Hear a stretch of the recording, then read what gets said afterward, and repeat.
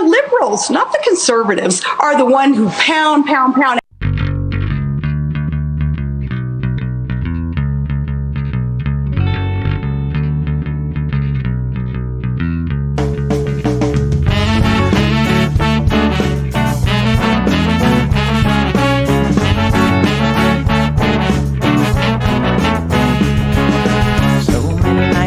In this world, cesspool of kindness and ethical blindness. So please excuse my sarcastic tone. I'm a bit underwhelmed by the sample shown.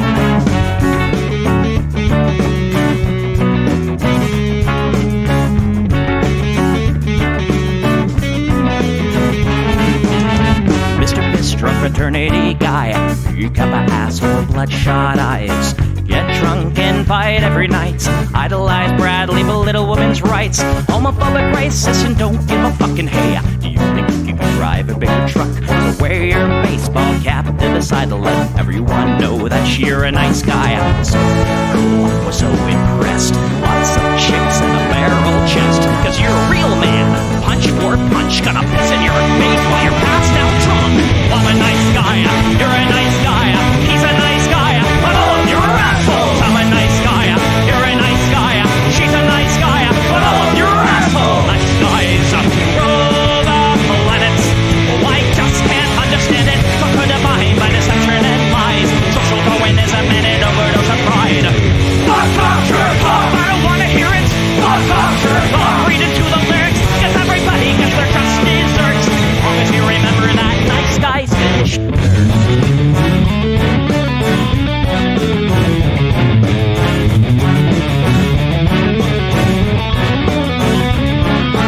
Mr. Whitebeard, you're next on the list. Such a nice guy who speaks through his fists. Prick with a penchant for messing with heads. A broken nose for dinner and breakfast in bed. Alcoholic, paranoid, and suicidal too. But you'll probably kill her before she gets away from you. Screws in the blood, letting cry. All your friends say that you're a nice guy. Have a drink, this one's on me. Look, you're doing fine, losing to your disease. Comatose, I'll pack your bags. Bury you like castrated. I'm a nice guy, you're a nice guy. We're all nice guys, but all of you are assholes. He's a nice guy, she's a nice guy. Hey, Tom Bo's a nice guy. All of you are assholes. Nice guys rule the planet. The public demented. Put a body by deception and lies. Social Darwinism and an overdose of pride. Fuck off, jerk off. I don't wanna hear it. Fuck off, jerk off. Read into the lyrics. Don't let the blood you spill quench your thirst. As long as you remember that nice guys finish first.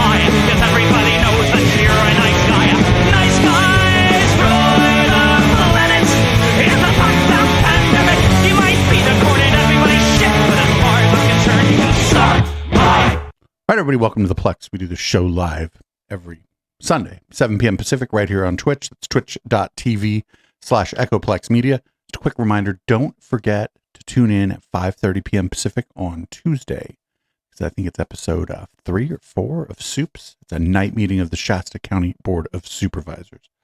That'll be pretty fucking cool. Well, Media Wench, yours truly, of course. The councilman probably pop by. Might have some Nathan, the creator of all the world's problems. So that should be cool. Also, if you would like to support this project, you can do that a variety of ways. Just go to echoplexmedia.com, click the support tab, and I don't know, the best way to support us, I suppose, is the merch, but you could also just directly give me money. I'm Producer Dave. You can find me on Grindr, and this is what the people want. I don't hate the cops. There's a person inside when the truncheon stops. Oh, don't hate the cops. Oh, when the raiders come, who will protect the shops? Donate the cops. They're a sensitive bunch if you don't stop throwing your rocks. Snap, crackle, pop is the sound of a taser. Your body drops. Donate the cops. Donate the cops. Donate the cops. Donate the cops. Like your local police. Cause they don't do nothing wrong like your local police. Got rid of the corruption and the racism is gone. They've been keeping the peace, keeping homeless folks out of the parks and malls. Got a cure for your social disease. Follow the law, don't hate the cops. Follow the law, don't hate the cops. Follow the law, don't hate the cops. Follow the law, don't hate the cops. Follow the law, don't hate the cops. Put your hands above your head and show you're not afraid. I'm the village judge that your skin color's gonna get. And if you die before the sun comes up, the paperwork will take forever. Well, it might have worked out a little bit better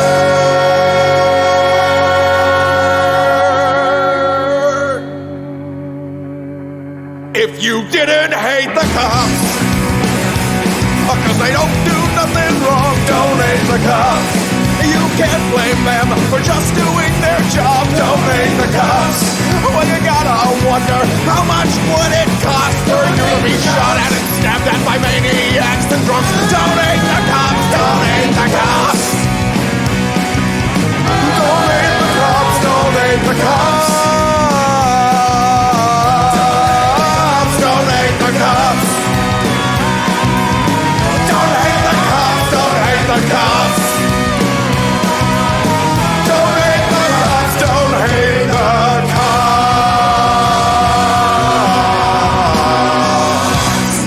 So I wasn't too terribly sure where to put this TED Rack video, so I put it first because I didn't know where else to put it. We have less than 6 years to dramatically reduce fossil fuel emissions to keep warming below 1.5 degrees Celsius. Hi, I'm Ted Rack, and I'm sick and tired of scientists telling us mean, bad facts about our world in confusing ways. So I have a show now, where I have these folks come on and make them tell us their terrible message in a way that's easier to swallow. This is, come on now, you expect me to believe that? You expect me to believe that? I don't. No way. Come on, no way. You expect me to believe that? First up, I hooked him up with some new fashion. Now I've asked you to wear this funny shirt, so I'll be more receptive and less hostile to the stuff you're going to try and tell me, okay? Plus, it's a really funny shirt, and if I ever get bored, I can look down. You expect me to believe that? All right, let's focus on making your messaging a little more appealing to someone like me. Someone who, like, when I hear it, I get like a little mad because I don't understand it. I'm really irritated because I don't know what you're talking about. So, like a normal guy, can you explain to me why I should care about climate change? Okay, so the Earth exists in a delicate balance. It gets warmer because of the sun, and it has to cool itself off by emitting radiation to space. As humans, we've been burning fossil fuels, and that puts gases in the atmosphere that act like a heat-trapping blanket. The Earth can respond to that by warming up its temperatures and sending more heat out to space, coming back into balance. The problem is when it warms up, that leads to all kinds of consequences for us on the ground, like heat waves, rain and floods and drought, ecological disruptions, all kinds of other environmental disasters. Fuck. I gotta be honest. What you're saying to me makes me want to fight you a little. Come on, no way! wasn't even sure whether or not to put that on the docket, but I was like, that's pretty fucking funny. We'll just go ahead and put it first. Speaking of climate change, here's from the Tim Pool Show. People were going to make them work for us, and they did. And we went to the moon, allegedly, because of Wernher von Braun. So with the Hadron Collider being occultists, is that because they're into sacred geometry? They honestly think they can open a portal for demons. And they've been saying, like they've been saying. I know, I realize how that sounds, but I mean, this is the same guy who's been riffing off stuff that you guys have been pulling up over and over again. Like, they literally are trying to create something like a spiritual It's like portal. a giant mystery college, right? The mystery schools where people talk about portals, bringing beasts in through portals. I've talked to women, this one woman in particular for the first Inverter World book that claims she saw a beast come through a portal at a mystery school, they called it. And the collider, the CERN in particular, is super dark. I wonder. They've been looking for the God particle. Maybe looking for the God particle. Yeah, that's a Higgs boson. In the presence of the collisions, people are experiencing visions, and they just don't want to tell anyone about it. But they're.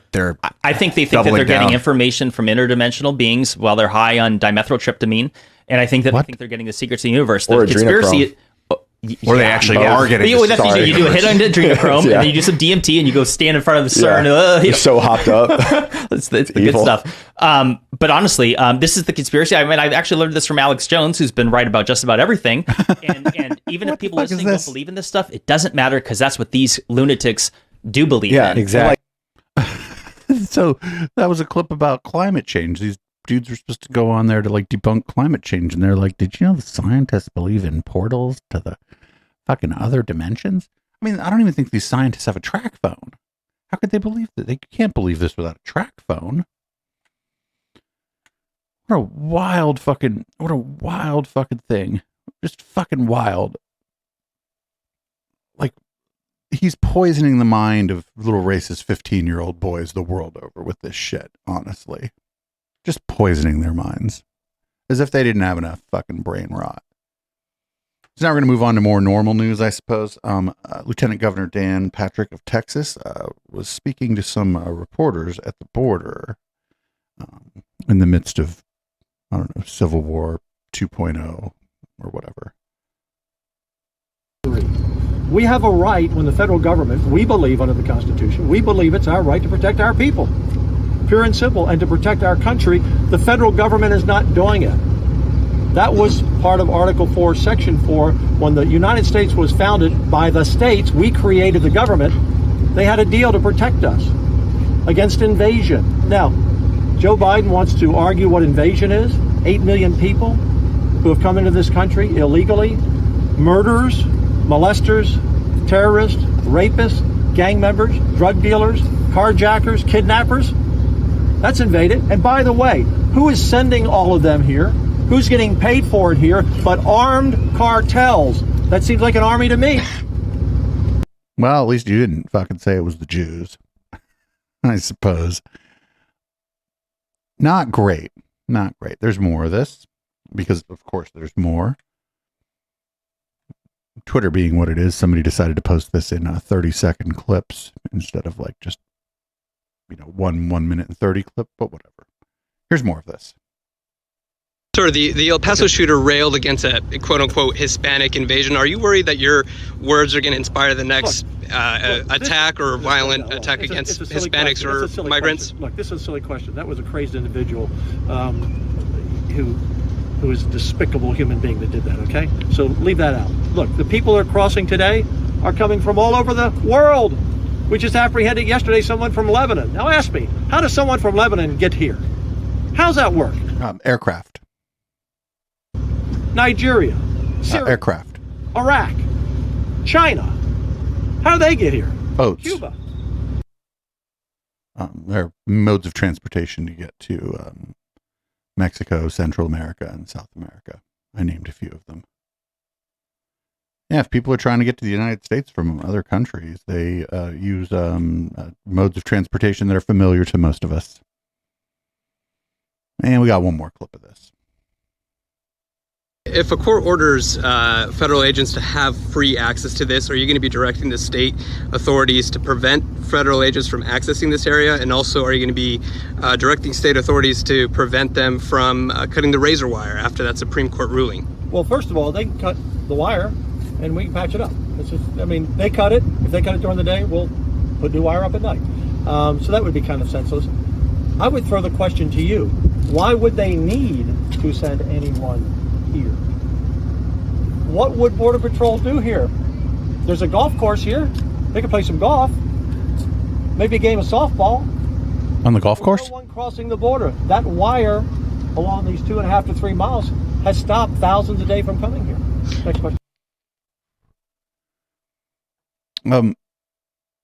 You don't really play softball on a golf course, but that's not the worst. This is all really dumb. Like these, like Texas is going to Texas, but like what's real dumb here is these other states that are like sending like National Guard and shit down to Texas to protect the border. States like that are, some of them are on the northern border of the United States, sending National Guard down there. And then, of course, because this is how the world works, we got people on Newsmax openly talking about a second civil war. There's rumblings that Joe Biden should or may actually federalize the National Guard, take that power away from Greg Abbott. Let's say this showdown, I mean, that's what it is. It's a showdown. It's a showdown of power and loyalties and constitutionality. Let's say he does that. How many people say, no, you know what, screw you, Biden administration, and how many people stay and fight with Texas versus the federal things, and does that put us on course for a force-on-force conflict? I mean, right now you've got the federal agents that are cutting the wire, and then you've got the Texas National Guard on orders to put up wire. I mean, this is a powder keg worth of tension. So it's very it's a very weird situation. We certainly stand with Texas on their right to defend themselves, but Biden's going to be in a tough situation. Mm-hmm. So in other words, he's going to try to federalize these troops. In other words, put them on federal orders. And so now their allegiance technically goes to the president of the United States instead of the governor. And that's what the ultimate allegiance of the National Guard is. Of course, I think a lot of Texans, these are still, they're still Texans that are weekend, they're in the National Guards. They do 1 week in a month or when they get called up on duties by the governor. Mm-hmm. And I think they would be in a difficult situation to protect their homeland or to follow what Biden's saying. Literally open it. Very interesting. But then, then you've got Oklahoma and Florida and Tennessee, and you got all these other states that would send our National Guard to help and to support the efforts of Governor Abbott. Because every state is a border state. You talked about fentanyl. The deaths in Oklahoma since I've taken office are up 500%. And we know that's coming across the southern border. And then you think about the terrorists. Again, I just don't know what their end game is here, and I hope American people really wake up to what's happening. Well, Governor, so I don't think people that are doing 1 weekend a month in the National Guard really want to be brought up on treason charges. So they're probably just going to follow their orders. These people, I think they're in kind of a rude awakening if this thing does come to a head. But I also don't think it is. I think this is all for show. I don't think any of these states are going to just be like, no. I don't think they're going to do it. I can't see a situation where they might do it. I could be wrong. We'll certainly keep an eye on it.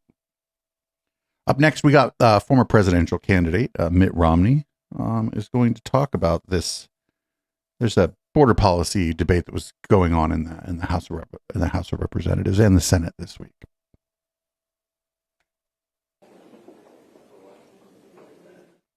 Do you think this is what he wants, the issue, Donald Trump? This is what he's doing? I think the border is a very important issue for Donald Trump. And the fact that he would communicate to Republican senators and congresspeople that he doesn't want us to solve the border problem because he wants to blame Biden for it is really appalling. But the reality is that we have a crisis at the border. The American people are suffering as a result of what's happening at the border.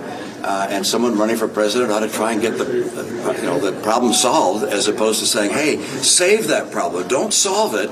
Let me take credit for solving it later." But that is the cold, hard reality on Capitol Hill. Getting any deal through on an issue as complex as immigration would be complicated to begin with. And then when you have the party's likely standard bearer coming out and saying, don't cut a deal done on immigration, that will convince many Republicans to listen to their standard bearer and say that it is not time to cut a deal. Let's wait on this issue. And then all the major issues that go along with it. Funding for Ukraine, funding for Israel, funding for Taiwan. All we're supposed to tie together in this massive package, including these new border policies that they hope to get out of the Senate as soon as this week, and then try to get it over to the House, where the politics are even more complicated over there, given the Republican-led House and the alliance of the GOP leaders there with Trump. All spells potential doom for this almost must-pass package, potentially punting this into the next year as Republicans and Democrats, John, try to figure out what's next. Manu, I just want to focus on Mitch McConnell for a second and how big of a change this is in such a short period of time. Yes, he was pushing this because he really wants the money for Ukraine, but McConnell has also made clear that this deal on immigration is the best deal Republicans could get, in a generation. It's more of what they've been asking for in a long time. Just a few days ago, he was saying this, and now he's saying, forget it. Yeah, he's bowing to the political reality here. In fact, behind closed doors yesterday, we're told that he, in fact, read a quote out loud from Donald Trump in 2018, talking about the very issues that they're negotiating in this process. A trio of senators are trying to cut a deal on immigration. Republicans believe they've gotten a lot. McConnell is trying to make the point that Trump tried to get these things while he was in office and couldn't do it because of Democratic opposition. Now Democrats have moved, he says, towards a Republican position on this issue, and they say that this is the opportunity to get this deal at this key moment, particularly as Joe Biden recognizes his own vulnerability on immigration. But the politics so complicated here, and the fear among Trump and his allies that cutting a deal could give Joe Biden something to campaign on, clearly driving the negotiations, clearly driving the political reality and the legislative outlook here on this major issue, John. Oh, we'll find out if there are even negotiations anymore after what McConnell said and where Trump stands at this point. We'll have to see what happens next. Manu Raju, thank you very much. Keep us posted. I know you're looking for senators walking by to get more information. If you do grab one, let us know. Thanks, Manu. Sarah? All right. Thank you, John. So I feel like this is a situation where the Democrats can just be like, all right, you don't want the deal, then let's not do the deal. Let's move on to something else. Fuck it. But the problem is the Democratic Party lacks the fuck around and find out. They just lack it. They won't do it. They won't take risks. They're so risk averse. And they probably just so desperately want funding for Ukraine, Israel, and Taiwan that they're like going to like capitulate on this stuff. But now that they've fucking given the Republicans most of what they want, the Republicans are like, it's still not good enough. So then just tell them to fuck off then. I don't know what else. Like, what else can you do? I just don't know what else. Like, there's no place to go from here. And that's that. But I guess, like, the Democratic Party being the feckless, spineless organization that it is, they will just continue to give the other side what they want. It's like almost like it's not even a negotiation. It's just like, we are going to give you what you want. I wonder how much they negotiated with themselves before even presenting a bill or presenting their own ideas on this. All right, we're going to move on to more stuff. Unfortunately, the former president is deeply involved in, but I guess some good news, I suppose. The president had been found civilly liable for sexually assaulting Jean Carroll, and the judgment was $83 million. And here's a former Trump attorney on CNN talking about Trump's current attorney. On through his head right now is the kind of disparity between the first verdict and the second verdict. And, you know, when you listen to some of the things Alina Habba says about how they were stripped of the defenses, I mean, that's right, because of the first trial.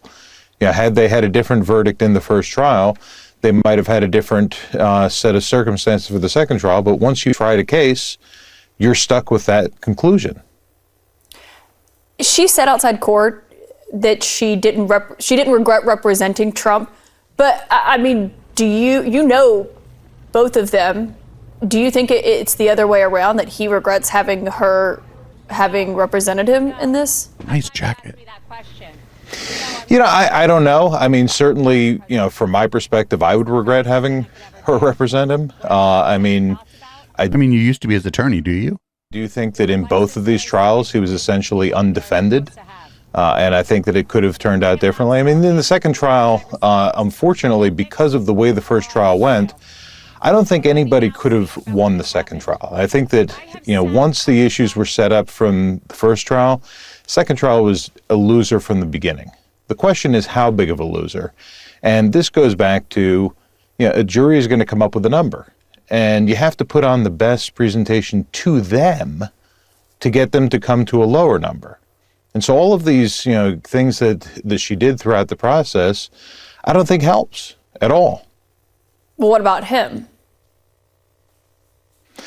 And that's also a matter of, in the courtroom, the attorney is the one who should be telling the client, how to act, what to be doing, and everything else. And, one thing I always tell my clients is, in the courtroom, there's only 12 opinions that matter, and yours is not one of them. Everything we do has to be... Ooh, imagine anybody telling Trump that. We're in a courtroom, actually. There's 12 people here whose opinions matter, and your opinion is not one of those opinions that matter. Ooh, I don't think that... Maybe that's why this guy's Trump's former attorney. Maybe he said stuff like that to him. By what are those people in that box going to see? What are they going to hear? What are they going to think? How is it going to affect their state of mind? And I don't... Yeah, like he's right. He's like, once you've entered a courtroom, you're in like somebody else's world. If you're not an attorney, a judge, whatever, you kind of have to just do it. What the fuck your attorney says, because you hopefully hired a good one and they have some experience dealing with the process. But I don't think that this guy was interested in that. I think he was interested in like grandstanding and almost like it was a campaign event sort of for him, there's very little chance that this victim will ever see any of this money. And yeah.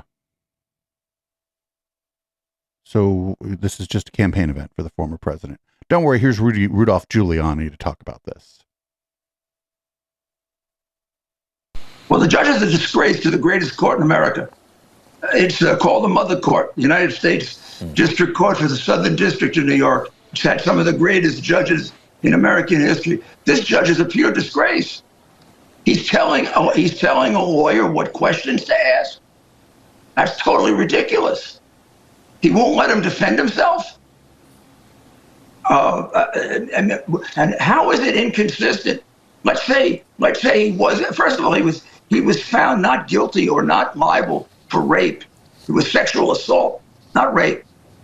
And second, you can be guilty of rape, and still a person can be a wacko. Yeah, that's what he's. That was a defamation. Yes, you can be guilty of that and be a wacko. Oh, or you mean the person that you did it to is a wacko? Well, the person you did it to can be a wacko, but they still have the right to not have that happen to them. You can be a complete whack job and still have the right to not have not be assaulted. You can be completely crazy and just you have the right to not be assaulted. I think that this is like easy enough to understand. Up next, and don't worry, we got the Bannon War Room and their guest, their response to all this. It should be great. Steve Bannon, a wonderful citizen, an example to us all. What the heck just happened here? Oh, everybody, the show is recorded live. If you're listening on the podcast, something weird just happened, but I fixed it.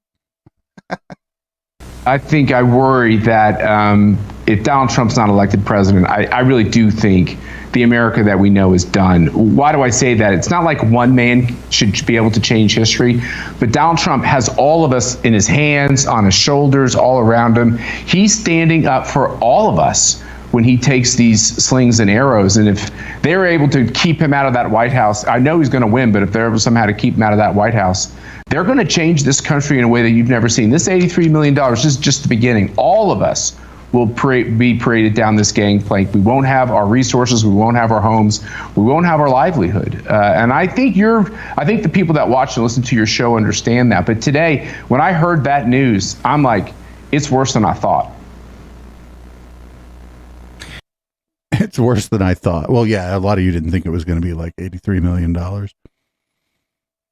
I didn't even know that the part of the judgment was coming up because I don't pay too close attention to this stuff. I just do one show a week sort of on the news of the week. And, I do my best to pretend I have some idea what's going on during this show. But yeah, I didn't even know this was coming up. Up next, we got Fox and Friends and Friends and Friends and Friends and Friends. And they're talking to the former president. And he said, I'll do it, and I'll do it with you, but I'm only working one block. We should bring those back, and we should bring back Deuce on the Loose. Those are a lot of fun. Oh, Deuce on the Loose was crazy. The first time he did Deuce on the Loose, we watched him, and nobody in downtown New York wanted to speak with him. Everybody just walked right by him because it was New York, and people were like, I'm walking here.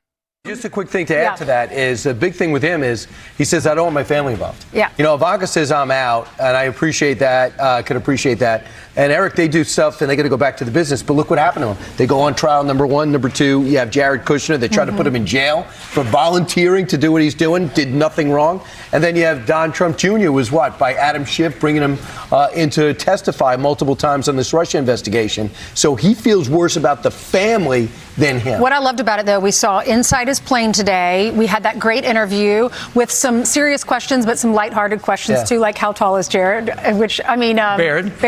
9 feet tall. Nine. But anyway, it was great. Good job. Did they say 9? Brian had to stay up real late to get that, so good job. Right. The main thing was to give a slice of life, not to do. Lawrence had a great one-on-one interview yesterday. I want to give a different perspective. What life is like behind the scenes. Speaking of Lawrence, we're going to check back in. I had a lighthearted interview. Asked him how tall his gigantic son is. There's still hope for Barron Trump, by the way. I hope Barron Trump grows up to be like a fucking well-adjusted young man. The rest of that family is crazy. I think Tiffany, the one they never talk about, I think she okay. She stays out of the limelight and shit. She didn't want anything to do with this shit show. Up next, we got George Conway. He is a media critic of sorts and used to be married to Kellyanne Conway, but I think they broke up for whatever reason. Probably because Kellyanne Conway is Kellyanne Conway. And here's him on CNN talking about Trump being sadistic and having no conscience. Do you think it'll stop him from talking about her? Maybe for a few hours, maybe for a few days. We've seen it before. We've seen him say and do outrageous things. And early on in his presidency, we'd see him say the most insane things. And then all of a sudden, he'd tamp it down for a few hours and read from a teleprompter. And they'd say, oh, this is the new Donald Trump. Well, there is no new Donald Trump. The Donald Trump that you see today. Yeah, do you remember during his presidency, everybody was like, oh, this is the moment where he will become president, where they were expecting him to not act like a fool. And then he just acted like a fool. It's the same Donald Trump that people who have been watching him closely for years and who I unfortunately had to watch over the last several years. It's the same Donald Trump. He is, as Judge Kaplan, the presiding judge in this case, said, he's somebody who can't control himself. And he can't control himself because he's a deeply disturbed, a deeply morally bereft human being who has no conscience, has no morality, has no empathy, has no remorse, and is sadistic, as we saw during the trial, and as the jurors saw in the trial, right in front of their very eyes, that he had nothing but contempt for the woman that he raped and libeled and defamed so many times. This is a sick man. He is a bad man. And what's most disturbing about this is that so many people make this about politics, that they want to support him for whatever reason or because they've done it in the past, and they pretend that he is not who he is. And many of them, I mean, some of them are ignoramuses, but many of them in the upper reaches of his political party know better. They know who he is. They talk about who he is behind closed doors. They know he is an evil man. They know he is a sick man. They talk about his mental deficiencies, his psychological disorders. They talk about what a pathological liar he is. And then when somebody asks them to go on the record to talk about it, they say, oh, no comment. I didn't see the tweet. They say, like a presidential candidate recently did, I haven't been following the case or something like that. And they're all lying to protect a pathological liar. And it's about time that these people look themselves in the mirror and start telling the truth. Okay, it's better for them in the long run to start telling the truth and admit that they've been covering up for a sexual predator, a criminal, a thief, a man who does not deserve to hold any office, let alone the highest office in the land. But this is, again, it's not about politics. It's about right and wrong. And people need to start looking at it that way. George Conway, you played a pivotal role in this. Thank you for joining tonight with your perspective.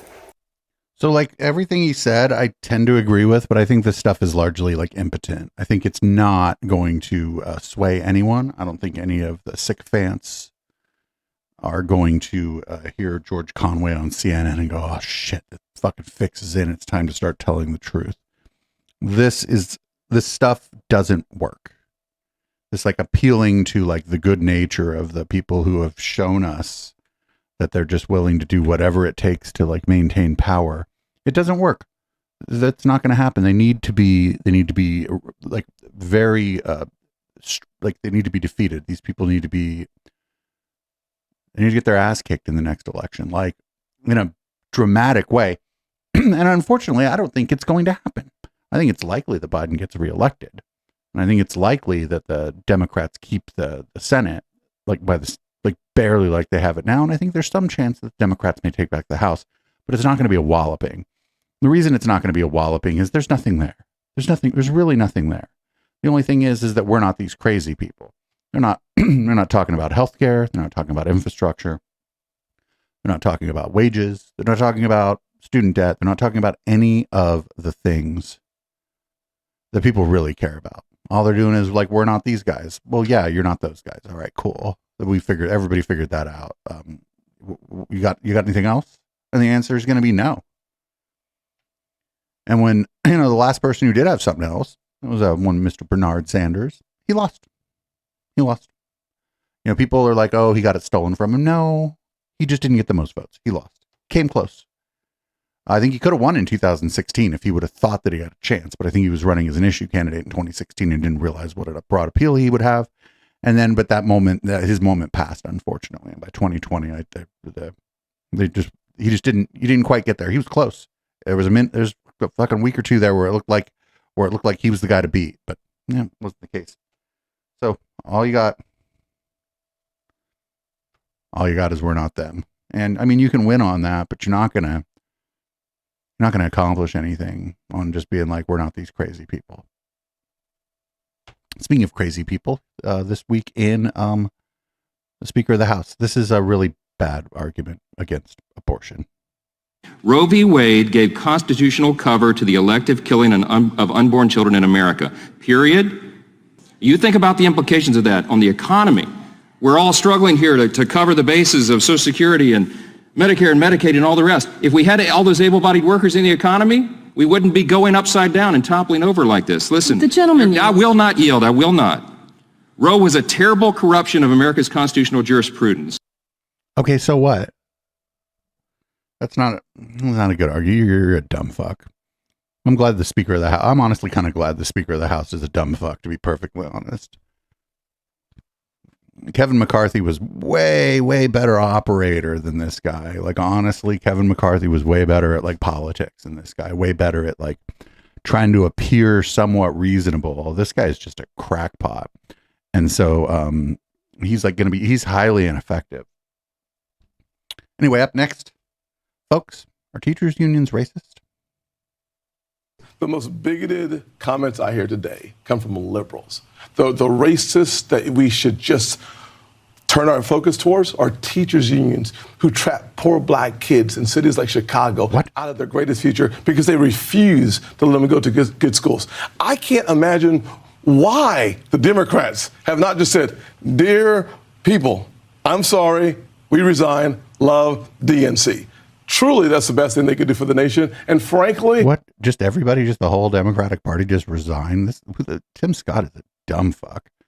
He's like, oh, you know what the best thing my political opponents could do? They just quit. They just resign. Well, that's a good fucking strategy there, buddy. I hope that works out for you. It's clearly going to work out for you. Of course not. The whole Democratic Party isn't going to quit.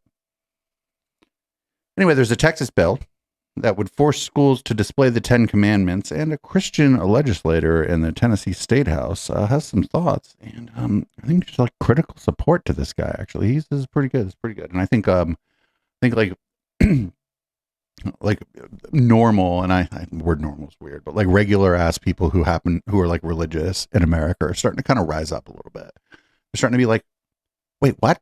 No. Like, why are you so crazy? And this guy's doing a why you so crazy. And I say this to you as a fellow Christian. Representative Noble, I know you're a devout Christian, and so am I. This bill, to me, is not only unconstitutional, it's not only un-American, I think it is also deeply un-Christian. And I say that because I believe this bill is idolatrous, I believe it is exclusionary, and I believe it is arrogant. And those three things, in my reading of the gospel, are diametrically opposed to the teachings of Jesus. You probably know Matthew 6:5, when Jesus says, don't be like the hypocrites who love to pray publicly on street corners. When you pray, go into your room and shut the door and pray to your Father who is in secret. A religion that has to force people to put up a poster to prove its legitimacy is a dead religion. And it's not one that I want to be a part of. It's not one that I think I am a part of. You know that in Scripture it says faith without works is what? Dead. Is dead. My concern is instead of bringing a bill that will feed the hungry, clothe the naked, heal the sick, we're instead mandating that people put up a poster. Yeah. Kind of. This guy, right? He's like, we can just put up a poster. And we both follow a teacher, a rabbi, who said, don't let the law get in the way of loving your neighbor. Loving your neighbor is the most important law. It is the summation of all the law and all the prophets. I would submit to you that our neighbor also includes the Hindu student who sits in a classroom, the Buddhist student who sits in a classroom, and an atheist student who sits in a classroom. And my question to you is, does this bill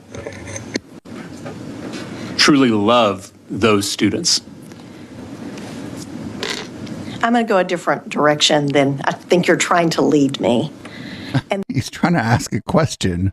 I mean, he did a little grandstanding, but I mean, I liked it. It was grand, and he wasn't even standing. that is that a very great wrong was done in our classrooms with that 1980 decision. Every time on this committee that we try to teach students values like empathy or kindness, we're told we can't because that's the parents' role. Every time on this committee that we try to teach basic sex education to keep our kids safe, we're told that's the parents' role. But now you're putting religious commandments, literal commandments, in our classrooms, and you're saying that's the state's role. Why is that not the parents' role? Like the closed captioning. Everybody, this is great. The closed captioning just says silence.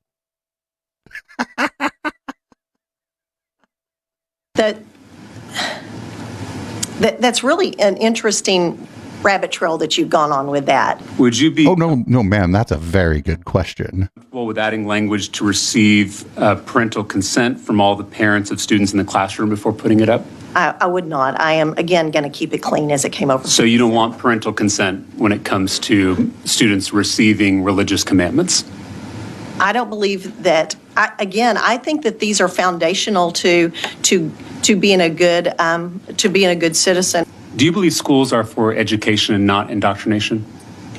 Absolutely. I guess what I'm trying to figure out is, why is having a rainbow in a classroom considered indoctrination and not having the 10 Commandments in a classroom?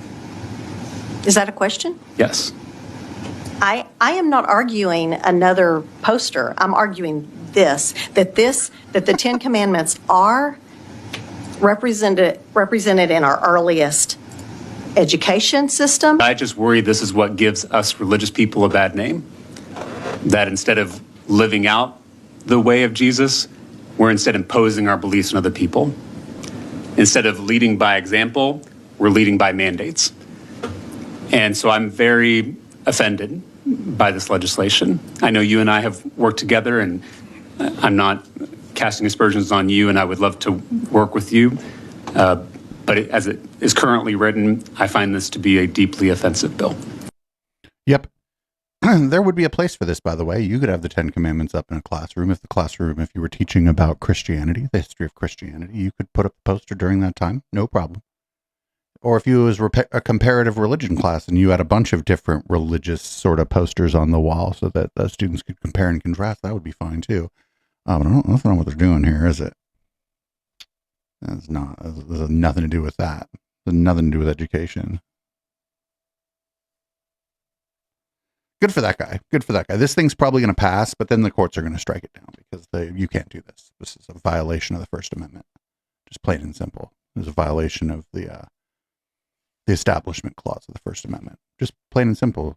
You can't use the state to respect the establishment of a religion. I know it says Congress shall enact no law, but it has been interpreted by the courts for the entirety of this country's history. That means the government can't do it. So, up next, this is a pretty sad story out of Ohio. Brittany Watts suffered a miscarriage and was then charged with a felony. Not like she suffered a miscarriage and then went and committed a felony. The miscarriage is the felony, actually. Because you could suffer a miscarriage and then go commit a felony, I suppose. But that's not what happened here. The miscarriage is being treated as a felony. And this is the first time she has spoken out about this thing that is happening to her.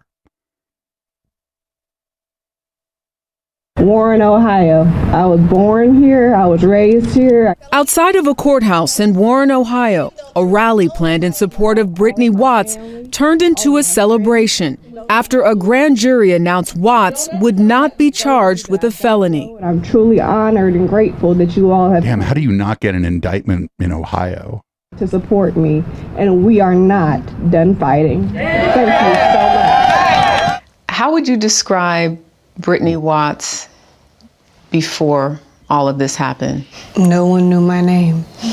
I was quiet most of the time, just minding my own business. Like she a nurse? Is she a nurse? Is she wearing scrubs? Medical receptionist was in her second trial. Oh no, she works at a fucking hospital too. Or this poor lady.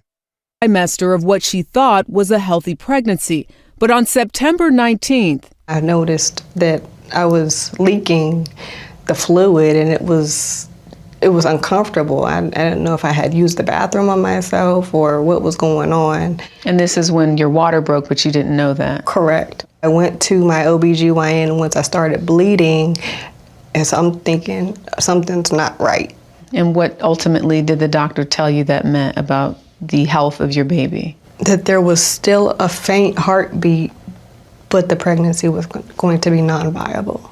Medical records show Watts was taken by ambulance to Mercy Health St. Joseph Warren Hospital, where doctors confirmed the fetus would not survive. I waited in the hospital, waiting for the doctor to come in or call, and I kept asking whoever would come in to check my vitals. I said, "Have you heard anything?" Mm-hmm. And they were like, "Oh, well, we're still waiting. I'm like, okay. After being monitored for 8 hours in the hospital, she decided to leave against medical advice, despite warnings of potentially fatal complications. I was frustrated. I felt ignored. Then I returned the next day thinking that there was going to be an induction or something. On the second day, Watts stayed for nearly 11 hours, waiting to be induced, but that never happened. So they put an IV in you, but that was the extent of any process to induce the pregnancy? Correct. Okay. Watts's case had been referred to the hospital's ethics committee, in part because medical staff reported concerns that Watts was using the phrase abortion when discussing the next steps of her care. Ohio law bans abortions after 22 weeks, with exceptions for life-saving care. Yeah, but just because the patient used that terminology, even she works at the front desk at a medical place, so she's maybe going to have a little better language around this. But like in the set of circumstances you're in, you're probably going to speak pretty plainly and kind of off the cuff, and you would think it would be rational to assume that the people around you wouldn't be like picking apart the exact language you were using to describe what was going on. At the time, Watts was 21 weeks and 6 days pregnant. In a statement, Mercy Health told CBS News, quote, "While the legislative environment has placed an increased focus on the necessity and importance of ethical reviews, our mission compels us to provide compassionate care to all." But Watts and her attorneys say no one told her the ethics committee was even involved. And I'm like, okay, nobody knows I'm here. I need to know something. And I was getting frustrated again. Records show it took more than 6 hours for the committee to decide she could be induced, despite doctors' warning that they needed to act before Watts was, quote, on death's door. I'm scared. I'm like, oh, wait a minute. So the doctors were like trying to tell this ethics committee that, hey, this woman is actually this is a medical emergency, and the people at the hospital were like, oh, well, we have to think about it. There's a non-viable pregnancy in me. Right. Am I going to die? Is there something that you're not telling me that I really, really need to know? So you're worried about your health too at this point? Exactly. So I left again without being treated. 2 days later, she miscarried. I go to the bathroom. I sit down on the toilet and I'm doubled over. And then that's when I hear splash. And then I look down, there's blood. And I'm like, okay, well, I have to get cleaned up. All while thinking, wow, did that really just happen? But it really just happened. I'm really awake right now. This is really what life is now. For the third time, Watts returned to the hospital. The nurse comes in and she's rubbing my back and talking to me and saying everything's gonna be okay. Little do I know, the nurse that was comforting me and saying that everything was gonna be okay was the one who called the police. Oh, hell no. I had a mother who had a delivery at home and came in without the baby. Oh, hell no. Someone go find this baby or direct me on what I need to do. Did she say if the baby was alive or not? She said she didn't want to look, she didn't want the baby, and she didn't look. What the nurse said that you said you didn't want to look and that you did not want the baby. Do you remember saying that? I said I did not want to look. I had never said I didn't want my baby. I would have never said something like that. It just makes me angry that somebody would put those type of words in my mouth to make me seem so callous and so hateful. A nurse called police at the direction of the hospital's risk management team. Watts was later arrested by the Warren Police Department and charged with abuse of a corpse, a felony carrying up to a $2,500 fine and up to 1 year in prison. I want to thank my community. 2 weeks ago, an Ohio grand jury declined to indict Watts. So why do you think? Yeah, I don't even care what you believe. You hear this story, you're in that grand jury room. You're not going to indict this person. You're just going to vote no. you're going to be like, this person has been through a lot. Even if you are like a very staunch anti-abortion person, you're just going to vote no. They were quick to charge you. Because of my skin color, honestly. And because there are no laws behind what you are to do in this situation. She was painted in this picture of a young, unmarried black woman that did not comply with their orders to keep waiting.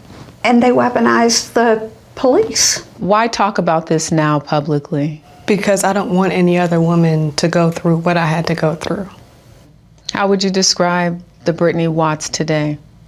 Motivated, because now that the charges have been dropped, I'm ready to get to work, making sure that the laws are changed and people are educated on what to do for something that happens all the time. And, you know, as the old saying goes, history repeats itself.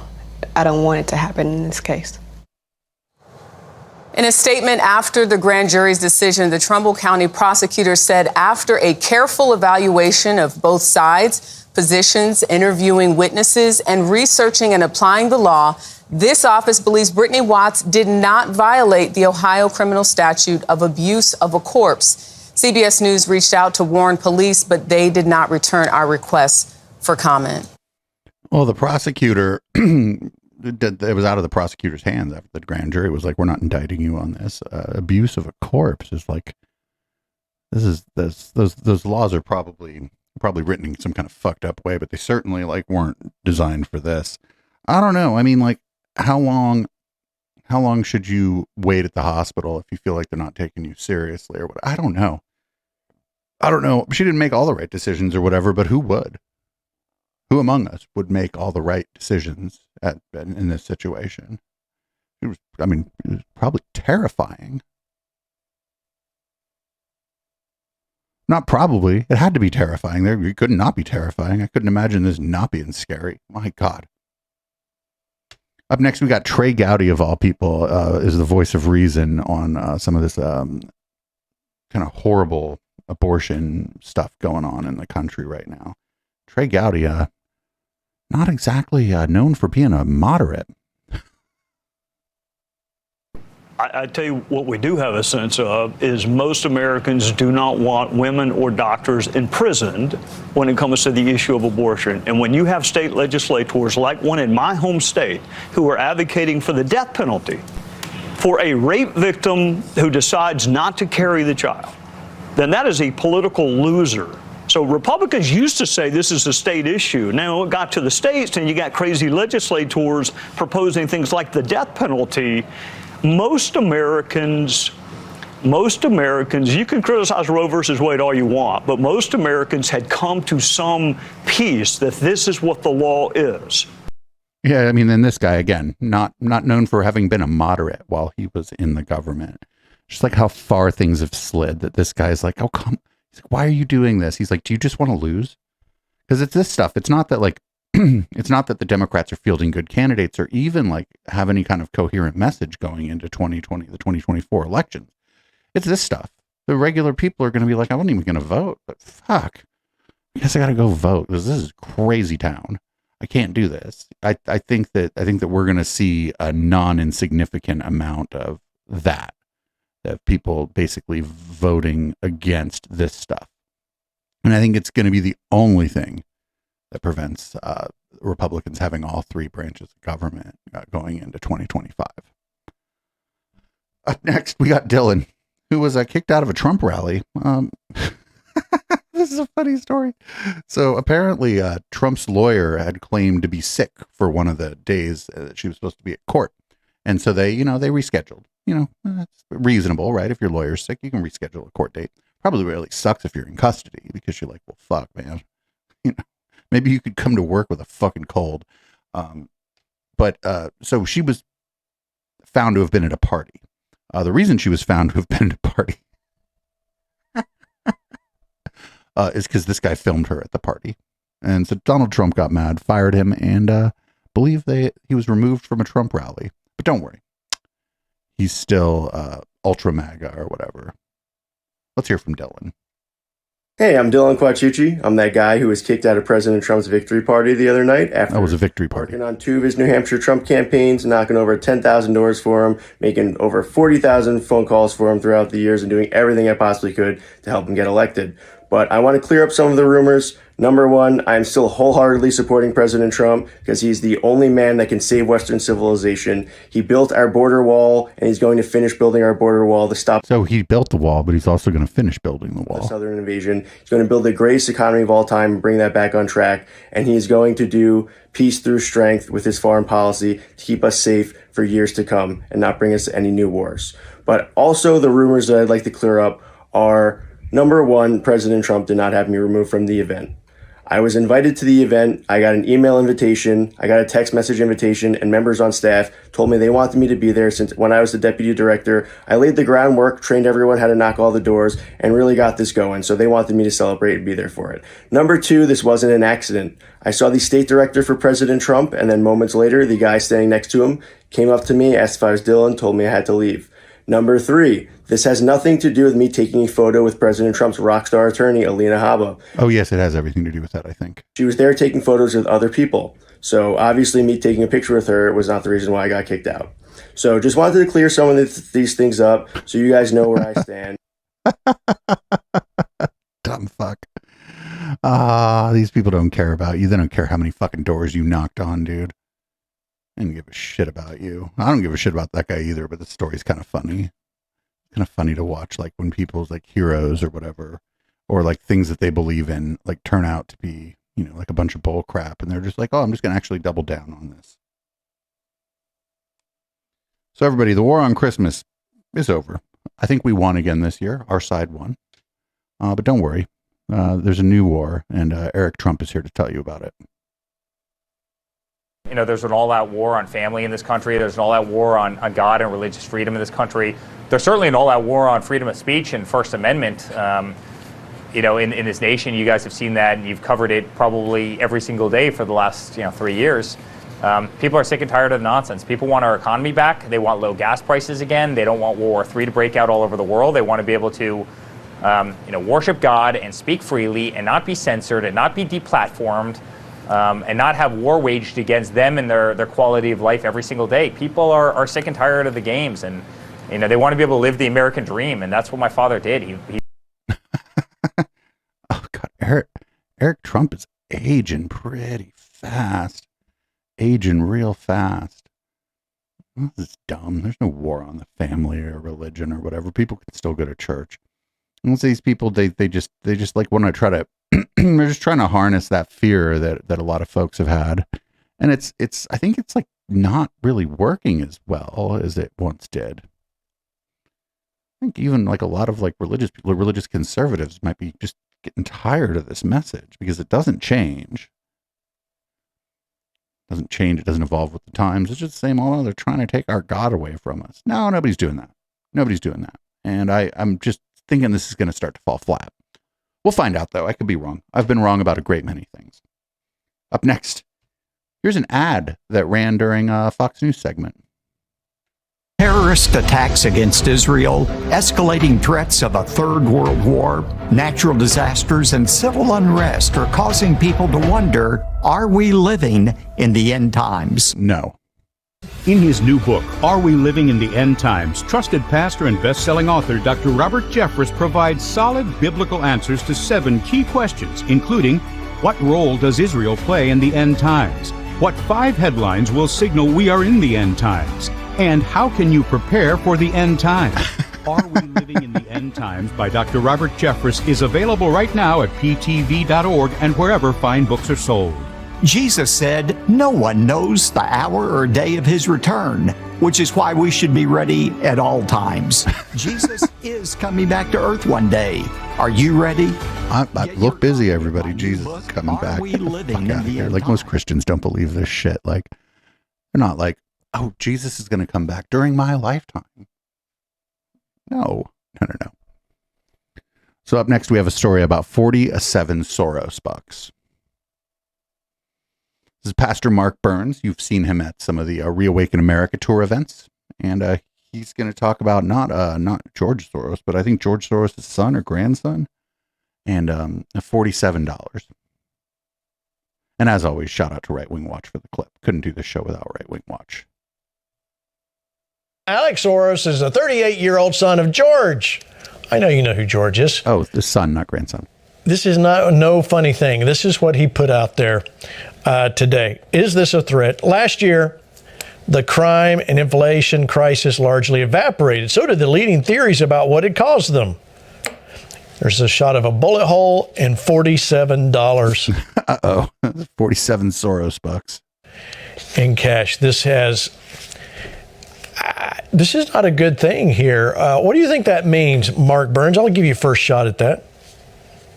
Well, you know, first of all, I think that's very dangerous dog whistle messaging that Alex Soros was sending. I mean, we already know that the Soros family, you know, based off of the actions that they've been doing are evil people, right? And to put this dog whistle, and many are interpreted as an assassination attempt of President Donald Trump. Again, this is a very dangerous time, and I really hope that that doesn't. I don't see any message. I don't even know what the message means. What the fuck is 47? Is that do they mean like, would he be the 47th president? I don't know. They're just going to pay somebody $47. I'm just very confused by this.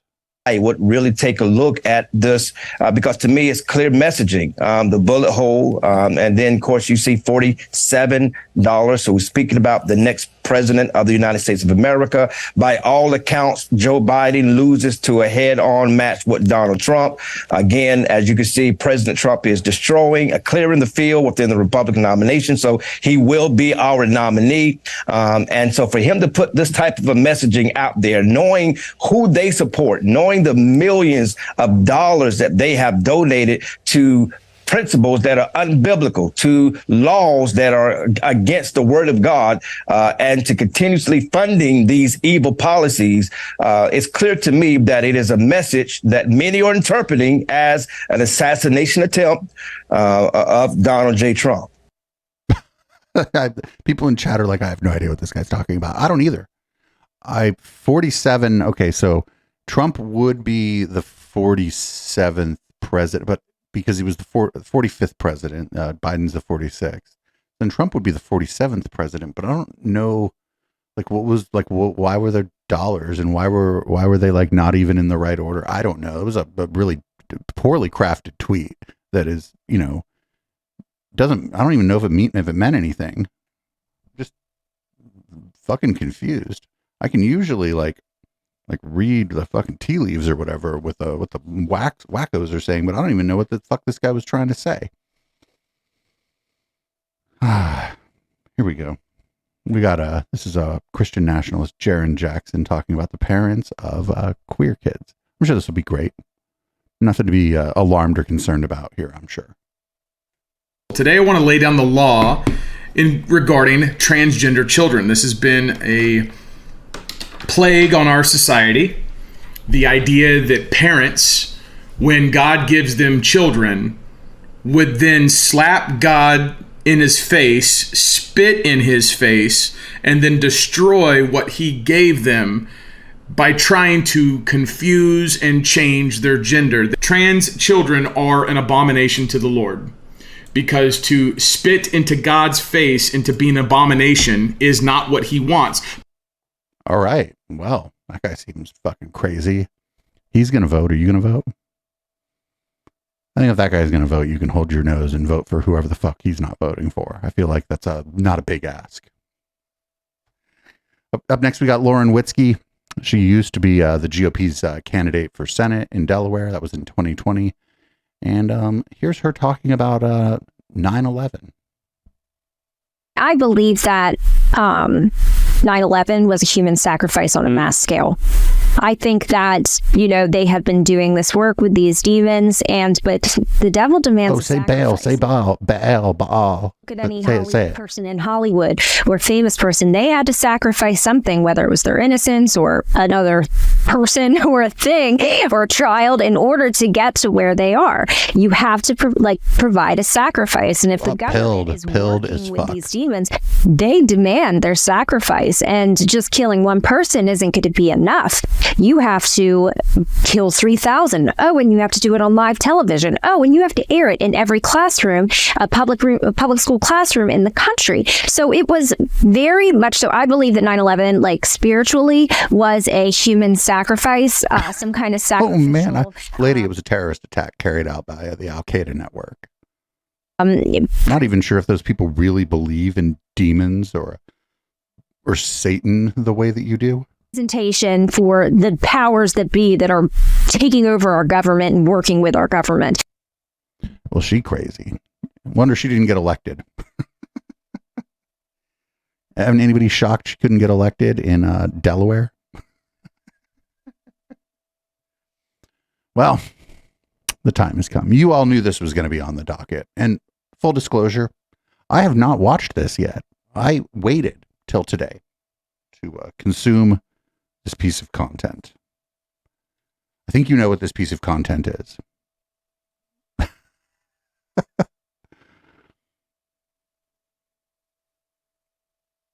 This is the Ben Shapiro rap single. They call me offensive, controversial. It's only two genders, boys and girls. They can't cancel my message because I'm the biggest independent rapper in the whole freaking world. Claim that I'm racist, yeah, alright. I'm not ashamed because I'm white. If every Caucasian's a bigot, I guess every Muslim's a terrorist. Every liberal is right. I don't want to talk to folks who don't get it. Go woke, go broke, no hope, it's pathetic. Pro-choice, pronouns, pro-love, you're progressive. But you ain't pro-gun, no one to protect it. Where the American flags at? Remember when people would hang those? They've been taken down, they all been replaced with BLM flags or a rainbow. This ain't rap, this ain't money, cars and clothes. We ain't selling drugs, we ain't gonna overdose. We ain't pushing guns, ain't promoting stripper poles. We won't turn your sons into thugs or your daughters into hoes. I don't care if I offend you. I was put here to upset you. You can cry and you can scream, you can riot in the streets. You defunded the police, now there's no one to protect you. I hope I offend you. I ask myself what would Ben do? Let's just keep it real, facts. Don't care how you feel, man. If you want my pronouns, I'm the man who don't respect. Let's look at the stats, I've got the facts. My money like Lizzo, my pockets are fat. Homie, I'm epic, don't be a wap. Dog, it's a yarmulke, homie, no cap. Look at the graphs. I can't. He hold on. I'm the man who don't respect. Let's look at the stats, I've got the facts. My money like Lizzo, my pockets are fat. Homie, I'm epic, don't be a wap. Dog, it's a yarmulke, homie, no cap. Look at the graphs, look at my charts. You're blowing money on strippers and cars. You going to prison, I'm on television. Dogs, no one knows who you are. Keep hating on me on the internet. My comment section all woke Karens. And I make racks off compound interest. Y'all live with your parents. Nikki, take some notes, I just did this for fun. All my people, download this, let's get a billboard #1. This ain't rap, this ain't money, cars and clothes. We ain't selling drugs, we ain't gonna overdose. We ain't pushing guns, ain't promoting stripper poles.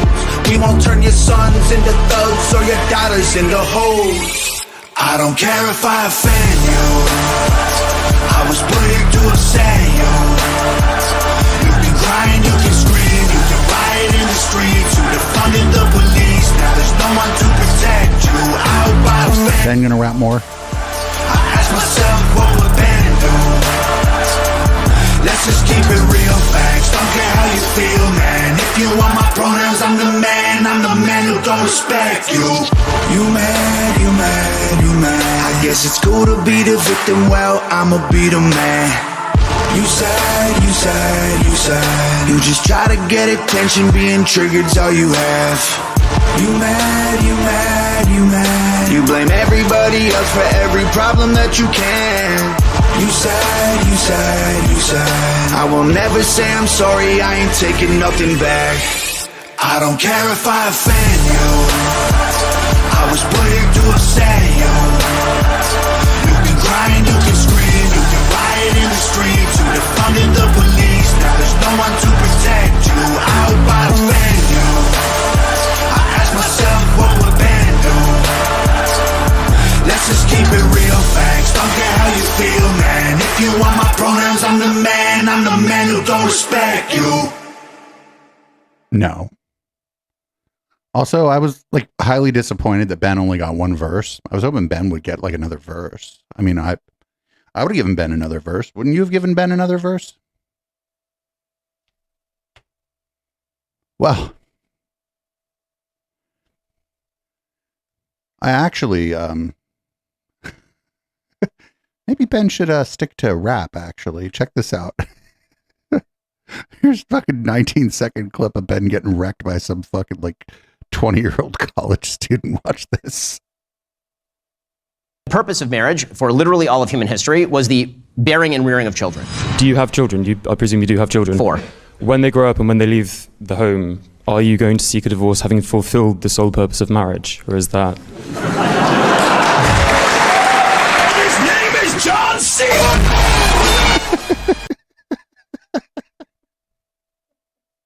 I didn't like the edit there. I wish they would have shown that unedited, but I couldn't find that on short notice. But that was he's like, well, wait a minute.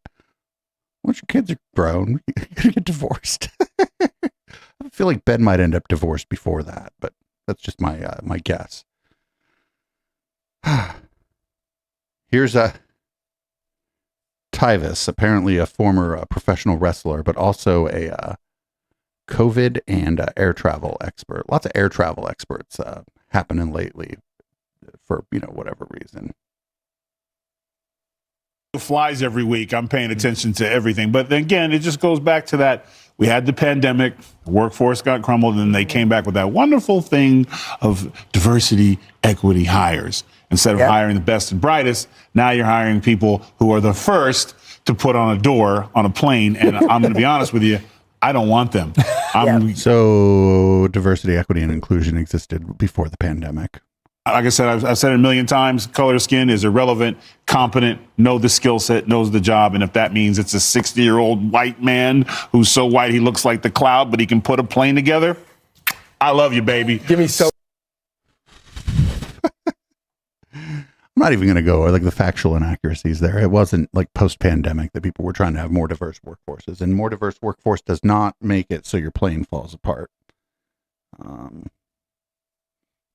That's cutting costs to try to maximize profit might be a thing that makes your plane fall apart. Could be other things, just errors, bad design, all kinds of things. Shit happens, man. It's a fucking metal tube flying at like 35,000 feet, going like 800 miles an hour. All kinds of shit could go wrong. I'm surprised they work as well as they do, considering they're built by Americans. Up next, we got Candace Owens. Oh no, this is Charlie Kirk. This is one Mr. Charles Kirk, also an expert on air travel. If you could imagine that Charles Kirk would be an expert on air travel. And that's why I think this United story and the DEI story hits so hard, because we've all been in the back of a plane when the turbulence hits, or when you're flying through a storm and you're like, I'm so glad I saw the guy with the right stuff and the square jaw get into the cockpit before we took off. And I feel better now. No, I mean, like, you want to go thought crime? Like, I'm sorry. If I see a black pilot, I'm going to be like, boy, I hope he's qualified. Oh my God! You wouldn't have done that. You wouldn't have done that before. That's not an immediate. Look at Bumblejack over there. Even Bumblejack is like, why'd you say that? I believe it is the reality the left has created. Like Bumblejack is like, I'm staying out of this.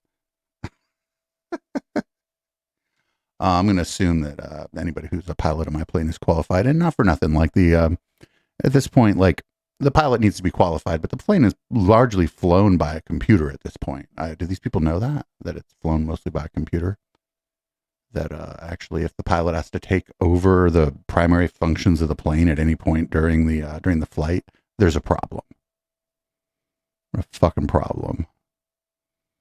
So yeah, in that case, I do hope that person's qualified, but I'm not going to just decide who may or may not be qualified by taking a look at them. Up next, we got Candace Owens, also an air travel expert. But unfortunately, that is the reality of what happens when it comes to DEI. And what he is remarking on is true. I would be terrified if I got onto a plane and I saw a woman flying the plane. And I know that we have the United CEO saying that he just wants to fulfill a quota. He just wants there to be more women and wants there to be more black people. And he's not concerned at first with qualifications. That is something that should alarm all of us, guys, honestly. So like baked into this is the obvious assumption that the most qualified person will always be a white man. Probably in my age cohort too, right? There's going to be some ageism going on here against like young people and against older people. And I just operate under the assumption that it's better them in charge of the fucking plane than me. Because I don't know shit about the plane. The only thing I know about the plane is that it's clearly spraying chemtrails. That's all I know about the plane. I hope I get on the chemtrail plane. My God. Up next, here's Candace Owens, Wizard of Oz expert. All right, guys, now it's time to get into some of your comments, or rather to respond to a lot of the comments that I received pertaining to the Wizard of Oz and Black Twitter making me aware that actually what happened to the witch was outrageous. Now, first, speaking of Matt Walsh, I actually took this issue so seriously. I texted him over the weekend because I went back to revisit the clip after many of you wrote in that no, what Dorothy did was manslaughter. She accidentally killed the witch, making her not that bad of a person. So what I'm going to do for this comment section is I'm going to take you very slowly through what really took place in this scene after, again, Dorothy murdered somebody's sister and then stole her shoes, stole her red bottoms. That's pretty based, actually. I didn't know Dorothy's. I mean, if this is what happened, she should be in prison. But murder an evil witch over some shoes. I mean, I don't know. I stand. So first, just to provide you guys a background of what took place before I even show you the clip. Before the Wicked Witch, if that's what we're calling her, shows up, the Munchkins, Oompa Loompas, whatever you want to call them, are throwing a party while there is a dead person under a house, and they're skipping with Dorothy saying, "Ding dong, the witch is dead." Yes. While there's a dead person at center, right? There's somebody that's dead, and they're dancing and saying, "Witch, oh witch, the Wicked Witch." Obviously, this is some sort of a satanic ritual. So I want to make that clear. If they're having a satanic ritual, it's only when you have a dead person and dance around them. It's a satanic ritual, everyone. The witch ends the party when she shows up and finds her dead sister. Because the vampires are getting hungry! Oh, no, the Wicked Witch had been like abusing like the people, and that's why they were glad that the witch was dead. I never, ever, when I first started doing this podcast, somebody would have said to me, "Hey, you're going to find somebody out there who is going to try to defend the actions of the Wicked Witch in The Wizard of Oz." And I'd be like, "No, I'm not. This is going to not happen." We got one more. I thought about putting this in red light, but our regular news docket was a little thin. We're going to check in on Brett and Heather. This is their response to Scott Adams and David Pakman's response to Brett's appearance on Tucker Carlson.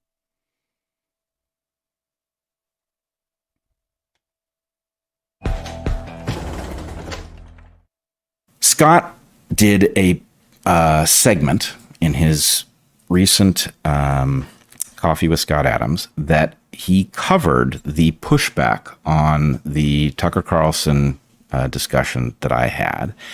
And he also covers the mask question, and he talks about it from a risk management perspective. Anyway, I was impressed with the quality of what he said. Not just that he was supportive, which is of course nice, but the quality of his analysis and his willingness. The Dilbert guy had quality analysis, exactly, some of which was reflexive in their dismissal of this.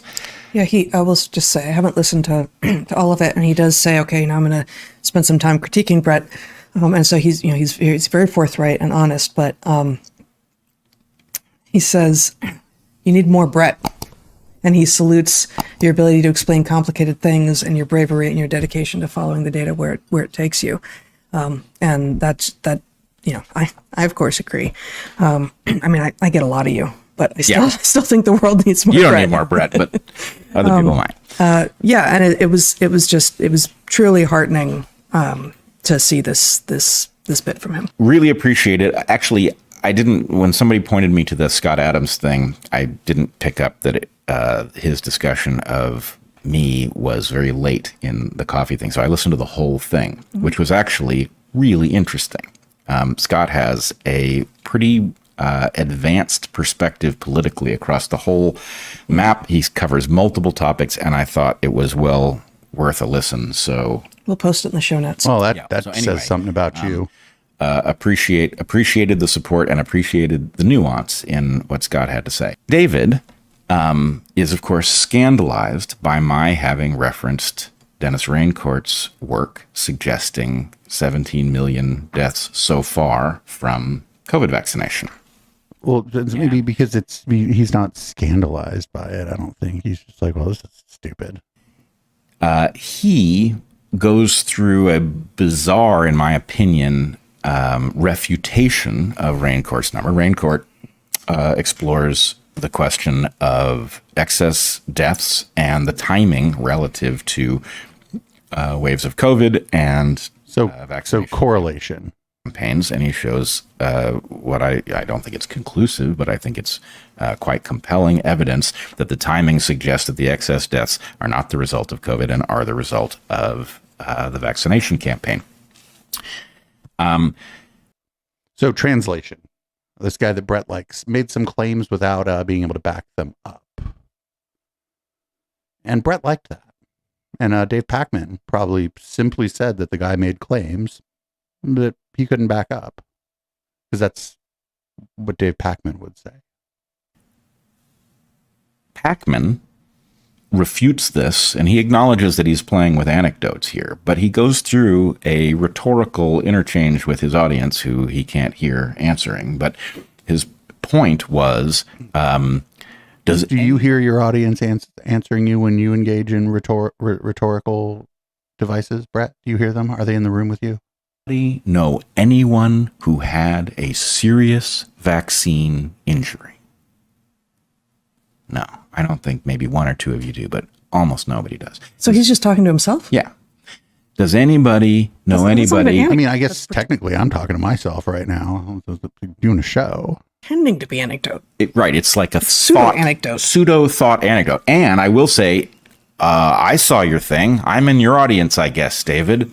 I know lots of people who were hurt. Oh, you know what? You should go on the David Pacman show. I'm not a huge Dave Pacman stan, but he does a pretty good job with people like Brett, generally. Actually, you know some of them. You don't know others, and I'm not going to out them. But yeah, the number of people who I know who actually did have a serious adverse event, including many of whom are still hiding that fact because somehow being injured is now itself a crime. It's a moral crime to have been. So now they're hiding it. We know them, but actually they're not even telling us. By something the government told you to take. What's more, somebody who was a friend of mine got an injury, and I interviewed him about it, and that's on Dark Horse. So this is somebody, I didn't pick him because he was injured. He and I knew each other before he was injured. He believed the shots were a good idea, got one, was severely injured. I then got him to a doctor who knew how to treat his injury, and he's much better. But nonetheless, the number of people in our circle who do have a serious injury. And so this stuff is used as a non-falsifiable claim. We can go watch the interview. I suppose we're not going to, but we go find the interview. But even so, the claims that are going to be made in that are not falsifiable. And I keep saying this. It's because you cannot look up somebody else's fucking medical records. And that is good. I don't want anyone looking into your medical records, my medical records, your friends' medical records, Brett and Heather's medical records even, or any of their friends. Well, I mean, so the thing that will come back there is because we are people who have been talking about the lack of safety and efficacy of these vaccines, of course, we will collect such stories. And that is also true, but we know people, many people whom we knew before COVID ever existed, who have been vaccine injured. That's right. Yeah, but I bet really, like a non-insignificant number of those people don't want anything to do with you anymore because you're wackos. That's the measure. Yep. Yeah, you can't use the other because it could just be an attractor. But no, the number of people that we knew beforehand who have a serious injury is substantial. And if you don't, David, my guess is, and I I've said this before. You need to ask the question in such a way that people will give you the answer. If you go around demonizing people who talk about vaccine injuries and then you say, by the way, anybody got one? Yeah, no kidding. Those people won't be in your audience at a very high level, and they won't be in your social circles. And if they are in your social circles, they're going to be quiet about it because you're asking them to out themselves as the enemy. And I think the thing that is very difficult to talk about, to get appreciation for, is how many people we know and how many other people we know who in turn know many people who are vaccine injured and are not out, even in many of their cases, to their families, to their employers. Oh, now they're comparing this to being gay. They're like, oh, they haven't come out of the closet about being vaccine injured. The problem is, what do they mean when they say vaccine injured? Like, was I vaccine injured when I had to cancel an episode of Local Love when I got the first booster, I think, when I still lived in Campbell, because it just put me the fuck in bed, like, for 36 hours. Is that what they're talking about? Or the first time I got the vaccine, my drink grabbing arm was sore. Is that they're talking about that? They're talking about the story that they had somebody on the show when Heather wasn't there, where they said it made a baby's head explode. Is that what they're talking about? To their friends who are skeptical that anyone is getting injured. So again, it's considered a moral failing. Just as it used to be, just as, being a woman in Victorian times was a moral failing of some sort, right? It is considered a moral failing by people like David Pakman to have been vaccine injured. I don't think that's this is bullshit. Is it changes the behavior of those people who have been vaccine injured. Not all of them, by any means, but it is certain. We know some of these people, and we know many others by reputation. Great, you should talk to David then. Set him straight. Set David Pakman straight on this one. By 2 degrees of separation, that many people who have been injured and who are able to obscure it in some way try to pass, and they are successful in passing. And yes, it's not the usual context in which you hear passing referred to, but there are a lot of people out there right now who are passing as being vaccinated and being just fine, but no more. Passing? Are you kidding now? You're talking, they're passing? Very much. But actually, what went into that decision to not take any more boosters was the fact that they were injured by the previous iteration. Or just kind of fatigue. A lot of people got the first booster and not the second one, not for any ideological reason. The same reason I used to not get the flu shot, because I'm fucking lazy. Yes, he has got a self-reinforcing pattern. Sir. It does not match what one sees from a different perspective. Lots of injured people. He then goes on to use, so Raincourt looks at many different countries and looks at the independent data sets of deaths, which are very studiously recorded in all nations, or virtually all nations. And Pakman thinks he refutes it based on his thought experiment, which is deeply flawed. He says he knows nobody who was vaccine injured, and he knows several people who died from COVID. Now, that's not a thought experiment. That's anecdotal, sure. But I've seen enough of Pakman to know that I would be stunned if he didn't say this guy's making this claim without any evidence, and that would be like the first thing he would say about it. Chances that the people he knows that quote unquote died of COVID were also vaccinated, and therefore you have to ask the question of what were the factors that contributed to their death, is high. And